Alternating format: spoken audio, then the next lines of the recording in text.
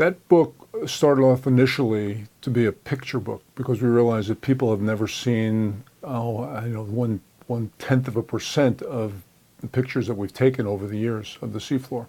So my colleagues and I, who all do different things, some of them are geophysicists, some of them are biologists, decided, well, let's get the best pictures together in sort of a tabletop, a coffee table book. And it would cover biology, it would cover geology, it would cover how you do research, it would cover the history of oceanography and marine geology. Being academics, we wound up writing about them. And it became more of a discussion book on all the topics we could think of that had to do with ridges. It wasn't the whole seafloor. It didn't talk about the abyssal plains, which are really pretty boring. It didn't talk about the deep sea trenches, which we don't know a lot about. But it does talk about the active volcanic centers that are on what are called mid-ocean ridges. And that's basically what it is. It's very picture heavy, a lot of diagrams to explain things. It's written, we hoped, at a level that high school students would understand. That sort of a level of science background. So the oceanic spreading centers, this is the expression of volcanism on the seafloor. And it's basically what makes the oceanic plates move apart. It used to be at one time when they were trying to figure out how the continents moved, they talked about continental drift, that the continents would move apart.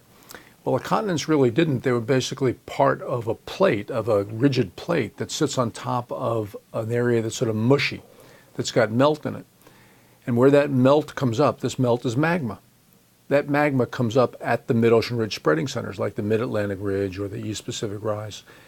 And you get these volcanoes that are linear volcanoes. Instead of a round volcano that we think of, a cone, these things are much more like sausages that are all connected.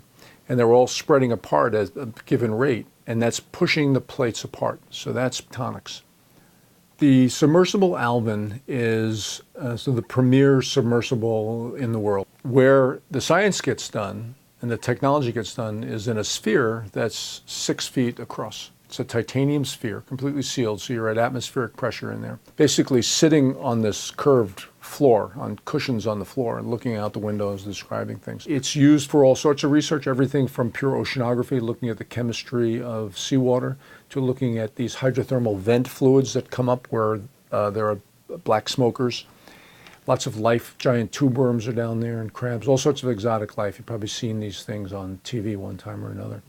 And then people like myself will go down to who sample the eruptive products, the things that come out, basaltic lavas that come out as pillow lavas and sheet flows and low bay flows. And we look at the chemistry of those.